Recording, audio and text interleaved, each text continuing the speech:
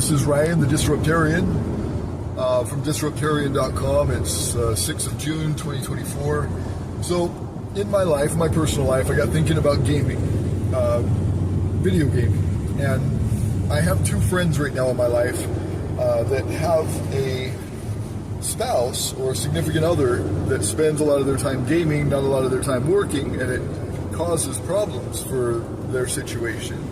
And I remember this as a con in my life. Like, I was like, I can't really judge them. I was like this growing up, like as a teenager. I was absolutely obsessed with gaming to a point of not going to school and staying up all night and sleeping all day or not sleeping at all and just being very obsessed with video games.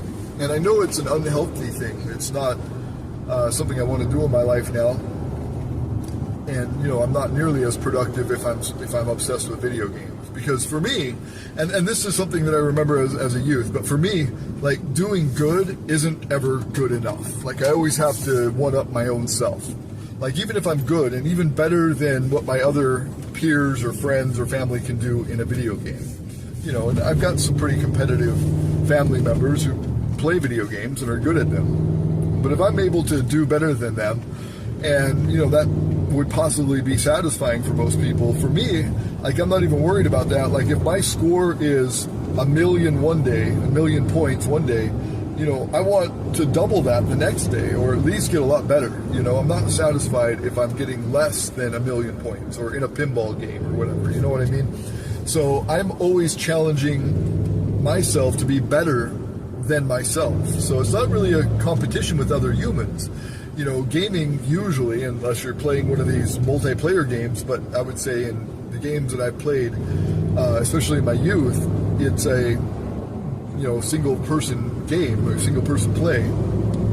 And so, like pinball, I'm always trying to beat my last best score and get a free play every game. That's my goal, is to get a free play and to beat my last score, And so I love pinball games. I'm pretty good at them. But I remember, not only spending a lot of time on video games, but like on pool and pinball as a kid, spending a lot of money. And it was a real detraction from my life in a lot of ways. But I remember it just being skill-based, a lot of these games. And so, Tetris and, other, geometry or physics games, there's a lot of those. And there's great games like shooting games, multiplayer games, that are all skill-based and very useful in the world in a lot of ways. I personally believe flight simulators, I love those, and I've worked on my pilot license myself, before I got in my car accident.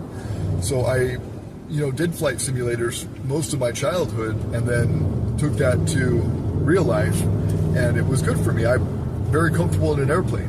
So I think that video gaming has a lot of cons, but it has a few pros as well, and I think that's part of it. So when I was talking to my friends and thinking about their situation with their spouse, my thought was, well, I can't judge them. I'm judging them because they're not paying their bills, or they're not doing this, or they're not doing that. Like, their family's poor because of their gaming habits, potentially, and in these cases anyway. And so I get it, though. As a kid, that's what I did. I would not go to school at very young ages just to sit and play my Nintendo and, find every excuse to just stay at home during the day and play my Nintendo more. But I remember, and this is the story, it was, and I can't even remember the name of this video store, but they had a video game competition, and I always rented video games from this store, but their competition was for a bunch of memorabilia, Nintendo stuff, and then there was a gift card for 10 rentals and a Rambo handheld game or some shit like that, like a first-person shooter game. It was like handheld and all analog, like, barely digital. And but it was the 10 rentals that I wanted. I didn't want this handheld thing, and that was the first place prize, was this handheld Rambo game, and the second place prize was the 10 rentals, and that was like worth 30 or 40 bucks to me, and I would be renting anyway, so I really wanted that. So I knew a way to beat the game every time. It was in level 5-1, you jump on a turtle and you tip it till it gives you unlimited lives and unlimited points. I mean, you just rack up the points endlessly, and it never stops. And you eventually get unlimited lives where you just can't die. And so, yeah, you just jump on this turtle and you bounce him against a step on what is it called? Like a stairway or whatever, a ladder. You're bouncing him off this stairway until you get, you're just endlessly bouncing, and you get the points and the lives. And so I taught the other two guys in the competition. There was just the three of us that, this is something you could do. Like, they didn't know that was a possibility. And so then we were all kind of turtle tipping. But I had the most points at first. And, I knew that I was going to win first place. I didn't want first place.